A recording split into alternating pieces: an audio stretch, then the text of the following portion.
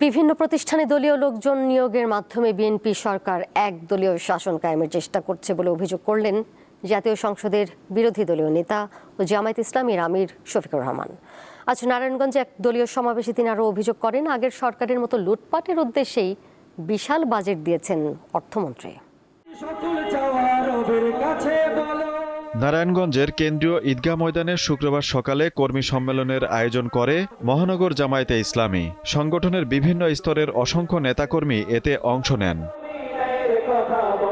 প্রধান অতিথির বক্তব্য রাখেন জামায়াতে ইসলামীর আমির ও জাতীয় সংসদের বিরোধী দলীয় নেতা শফিকুর রহমান। তিনি সরকারের বিরুদ্ধে স্বেচ্ছাচারিতা ও বিভিন্ন ক্ষেত্রে দলীয়করণের অভিযোগ আনেন। ক্লেমনের কিউআর কোড স্ক্যান করো আর ঘুরে দেখো বাংলাদেশের ঐতিহ্য।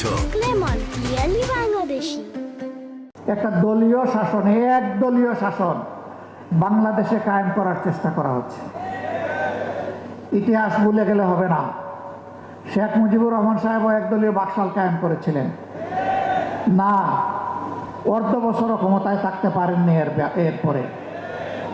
সুতরাং একদলীয় শাসনে দেশের মানুষ মেনে নেবে না।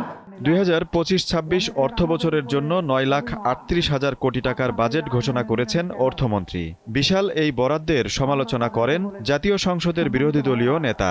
একটা বড় বাজেট দেওয়া হয়েছে, অসুবিধা নাই। বাজেট দেওয়ার দায়িত্ব সরকারের, বাস্তবায়ন করার দায়িত্ব সরকারের।